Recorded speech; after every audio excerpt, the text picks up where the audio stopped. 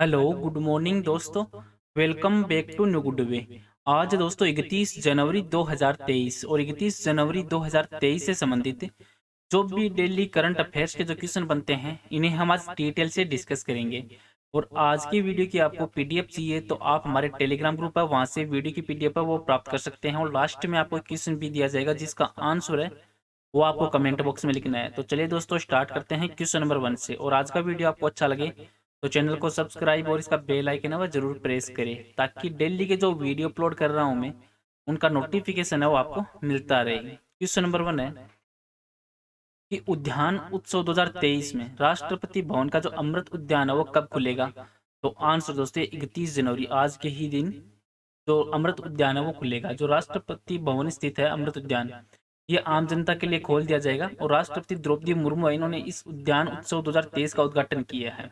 और सरकार ने जो इस ऐतिहासिक मुगल गार्डन का नाम बदलकर अब अमृत उद्यान कर दिया है। इस उद्यान को एक साल में एक बार जनता के लिए खोला जाएगा। अब इससे इम्पोर्टेंट जो प्रमुख बिंदु बनते हैं उनके बारे में देख लेते हैं कि अमृत उद्यान है वो जनता के लिए 31 जनवरी से 26 मार्च तक खुला रहेगा, जहां दर्शक वह सुबह 10 बजे से लेके शाम के 4 बजे तक यहाँ पर घूम सकते हैं। और इसमें यह भी कहा गया है कि यह उद्यान है वो 28 से लेके 31 मार्च तक विशिष्ट श्रेणी के लोगों के लिए खुलेगा। और इसके तहत किसानों के लिए 28 मार्च को और दिव्यांगों के लिए गुणती सेना व अर्धसैनिक बलों और पुलिस कर्मियों के लिए 30 और 31 मार्च को और महिला और स्वयं सहायता समूह की जनजातीय महिलाओं के लिए खुलेगा। और यह प्रत्येक सोमवार को 1 और 2 मार्च G20 शिखर सम्मेलन और 8 मार्च होली को यह बंद रहेगा। और इस बार करीब 2 महीने तक जनता herbal garden, bonsai garden, central long long garden और सर्कुलर गार्डन का भ्रमण वो कर सकेगी। और पूर्ववर्ती राष्ट्रपतियों के कार्यकाल के दौरान यहाँ हर्बल फर्स्ट और हर्बल टू है वो टेक्सटाइल गार्डन, बोसाई गार्डन और आरोग्य वनम है जैसे उद्यान है वो इसमें विकसित हो किए गए हैं। नेक्स्ट क्वेश्चन है क्वेश्चन नंबर 2 कि न्यूजीलैंड क्रिकेट उत्कृष्ट महिला क्रिकेटर को इस साल के वार्षिक क्रिकेट पुरस्कार समारोह में किस मेडल से सम्मानित हो किया जाएगा। तो आंसर दोस्तों ये डेबी होकले मेडल से सम्मानित हो किया जाएगा। जो न्यूजीलैंड क्रिकेट है इन्होंने हाल ही में घोषणा किया है कि उत्कृष्ट महिला क्रिकेटर को इस साल के वार्षिक क्रिकेट पुरस्कार समारोह में डेबी होकले मेडल से सम्मानित किया जाएगा। और इस साल 23 मार्च को जो ओकलैंड में आयोजित होने वाला न्यूजीलैंड क्रिकेट अवार्ड है उसमें साल के उत्कृष्ट पुरुष क्रिकेटर के लिए सर रिचर्ड हेडली है उस मेडल के बराबर का दर्जा दिया जाने वाला जो नवनिर्मित सम्मान है वो एक नियमित कार्यक्रम है वो इसमें बन गया है। अब इससे संबंधित जो इम्पोर्टेंट बिंदु बनते हैं जैसे हाल में किनको कौन सा सम्मान दिया गया है तो इनके बारे में देख लेते हैं कि भारतीय शांति रक्षकों को अनुकरणीय सेवा के लिए संयुक्त राष्ट्र पदक से सम्मानित किया गया है।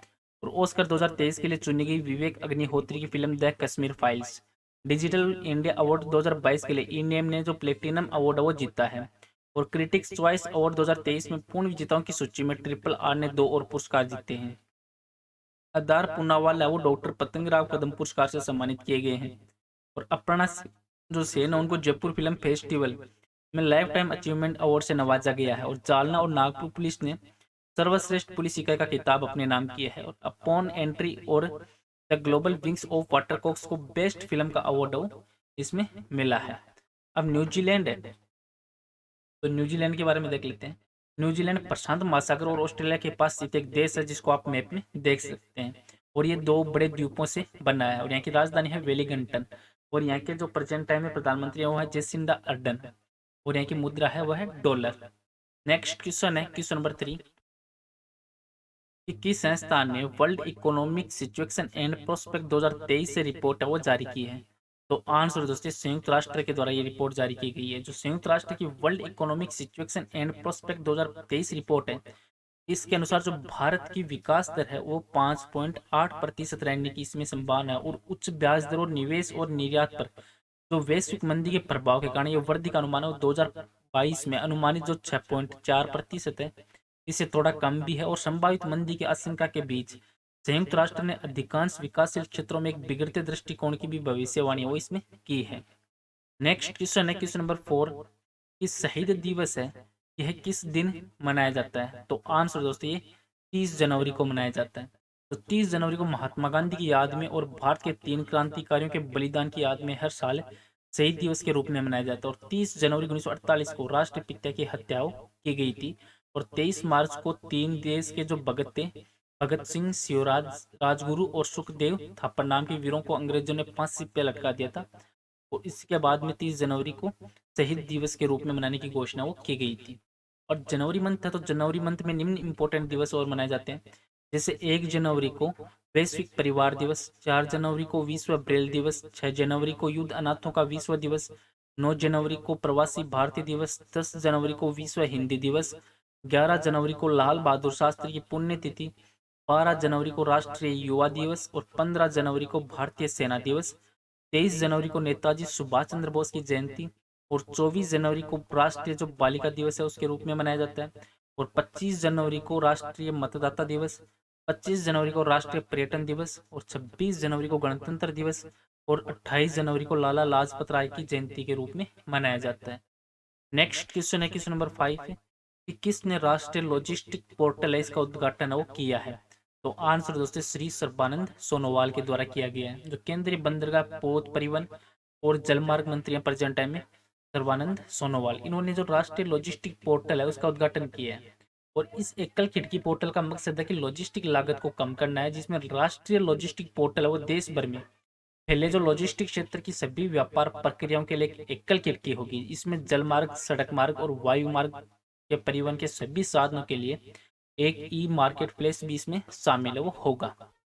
अब इससे संबंधित जो बिंदु हैं, जैसे एनएलपी का कार्यान्वयन है वो 2021 में शुरू किया गया था और पहले चरण में एनएलपी समुद्री का विकास वो किया गया था। और एनएलपी समुद्री की गतिविधियों को 4 अलग अलग कार्य क्षेत्रों में वर्गीकृत किया गया है। वह है कार्गो, बैंकिंग का वित्त तथा नियामक निकाय और सहभागी सहकारी जो एजेंसी, सरकारी एजेंसियां वो जिनको पीसीए भी बोलते हैं। नेक्स्ट क्वेश्चन है क्वेश्चन नंबर 6 कि किसने चैंपियन मुक्केबाज निकत जरीन को अपना ब्रांड एम्बेसडर वो बनाया है। तो आंसर दोस्तों एनडीएमसी ने बनाया है, जो हैदराबाद में स्थित नवरत्न खनन जो एनएमडीसी है। इन्होंने विश्व मुक्केबाज चैंपियन और बर्मिंघम 2022 के राष्ट्रमंडल खेलों के स्वर्ण पदक विजेता है निकित जरीन। इनके साथ एनएमडीसी को अपना ब्रांड एम्बेसडर के रूप में प्रतिनिधित्व करने के लिए एक समझौता किया और इस समझौते पर हस्ताक्षर वो किए हैं। अब इससे संबंधित जो इंपॉर्टेंट बिंदु हैं उनके बारे में देख लेते हैं कि कंपनी ने किसी ऐसे व्यक्ति के द्वारा प्रतिनिधित्व करने के लिए चुना है जो देश को सम्मान दिलाने के लिए अपनी प्रतिबद्धता साबित है वो की है। निक्कत जरीन है वो एमडीसी के ब्रांड के साथ जुड़ी ताकत, साहस और चपलता और राष्ट्रीय गौरव का एक प्रतिनिधित्व करती है। और देश को गौरव दिलाने की उनकी प्रतिबद्धता कंपनी के मूल्यों से भी मेल खाती है। और उनका जो व्यक्तित्व है वो एनएमडीसी की विश्वसनीयता, मजबूत ब्रांड मूल्यों को पर्याय और जुड़ाव दोनों को हित जो धारक है उनके समग्र ब्रांड में इजाफा भी वो करेगा। निखत जरीन के द्वारा जो जीते गए मॉडल है इनके बारे में देख लेते हैं। तो इन्होंने जो गोल्ड मेडल है वो जीता था विश्व मुक्केबाज चैंपियनशिप 2022 में इस्तांबुल में। और स्वर्ण पदक इन्होंने राष्ट्रमंडल खेल 2022 में बर्मिंघम में जीता था। कांस्य पदक वो एशियन बॉक्सिंग चैंपियनशिप 2019 में बैंकॉक में जीता। और स्वर्ण पदक महिला, जूनियर और युवा विश्व मुक्केबाजी जो चैंपियनशिप इस्तांबुल में जीता। और रजत पदक है वो यूथ वर्ल्ड बॉक्सिंग चैंपियनशिप 2023 में अल्बेना वहां पर ही इन्होंने अपने नाम किया था। नेक्स्ट क्वेश्चन है क्वेश्चन नंबर 7 कि चीन के बाद ट्रेड+1 है वो निपटान शुरू करने वाला दुनिया का दूसरा देश है वो कौन सा है। तो आंसर दोस्तों भारत देश। चीन के बाद जो भारत है वो शीर्ष सूचीबद्ध प्रतिभूतियों में ट्रेड+1 है वो निपटान चक्र शुरू करने की वाला दुनिया का दूसरा देश बन चुका है। और इसका उद्देश्य है कि परिचालन दक्षता, तेजी से धन प्रेषण और शेयर वितरण और शेयर बाजार के सहभागियों के लिए आसानी और लाना है। नेक्स्ट क्वेश्चन है क्वेश्चन नंबर 8 कि 2023 में पद्म विभूषण जो पुरस्कार से सम्मानित दिलीप महान जो नाभि से वो किस पेशे से जुड़े थे। तो आंसर दोस्तों डॉक्टर के पेशे से जुड़े हुए थे। तो राष्ट्रपति इन्होंने 2013 में 106 पद्म जो पद्म पुरस्कार है और 6 पद्म विभूषण और 9 पद्म विभूषण और 91 जो पद्म श्री पुरस्कार से प्रदान करने की मंजूरी दी थी, जिसमें मुलायम सिंह यादव है, बालकृष्ण दोषी है, जाकिर हुसैन है, एम कृष्णा है, दिलीप है, श्रीनिवास वर्धन, इनको पद्म विभूषण से सम्मानित किया गया था। और दिलीप जो महाल नाभि से वो देश की सेवा की और बांग्लादेश के मुक्ति संग्राम के दौरान इन्होंने जो 1971 में हेजा फैलने पर लाखों लोगों की जान बचाई थी। और वह ओरल जो ओआरएस है, ओरल रिहाइड्रेशन सॉल्यूशन के प्रणाली है उसके अग्रणी भी रहे थे। नेक्स्ट क्वेश्चन है क्वेश्चन नंबर 9 कि भारत ने रेडियो और टीवी प्लेटफॉर्मों में विभिन्न शैलियों के कार्यक्रमों के आदान प्रदान के लिए किस देश के साथ एक समझौता ज्ञापन पर हस्ताक्षर वो किए हैं? तो आंसर दोस्तों मिस्र के साथ किए हैं। जो प्रसार भारती और मिस्र के राष्ट्रीय मीडिया प्राधिकरण के बीच में जो सामग्री विनिमय और क्षमता निर्माण और सह निर्माण की सुविधा के लिए भारत और मिस्र ने एक समझौता किया था। और दोनों में जो प्रसारक द्विपक्षीय आधार पर खेल, समाचार, संस्कृति, मनोरंजन मनोरंजन जैसी जो विभिन्न कला है उनके अपने कार्यक्रमों का आदान प्रदान वो कर सकेंगे। नेक्स्ट क्वेश्चन है क्वेश्चन नंबर 10 कि भारत की पहली इंट्रानेजल कोविड-19 वैक्सीन का नाम वो क्या है? तो आंसर दोस्तों इन कोवैक है वो इसका नाम है। तो केंद्रीय स्वास्थ्य मंत्री हैं प्रेजेंट टाइम में मनसुख मांडविया और विज्ञान और प्रौद्योगिकी मंत्री हैं जितेंद्र सिंह। इन्होंने भारत की पहली नेजल कोविड जो 19 वैक्सीन है वो इनकोवैक इसको लॉन्च किया और देश की पहली नेजल कोविड-19 वैक्सीन है और इसका निर्माण वो भारत बायोटेक ने किया है। और इस नेजल वैक्सीन की कीमत है वो प्राइवेट हॉस्पिटल में 800 प्लस की समथिंग की जा रही है, 800 प्लस, और जिसमें टैक्स है। और जबकि जो केंद्र और राज्य सरकारों के लिए इसकी कीमत मात्र 325 रुपये वो इसकी रखी गई है। और ये कोविड-19 के लिए दुनिया का पहला इंट्रानेजल वैक्सीन है जिसको 2 प्राइमरी डोज के साथ अनुमोदन प्राप्त हुआ और एक विषम बूस्टर खुराक नेजल वैक्सीन है ये।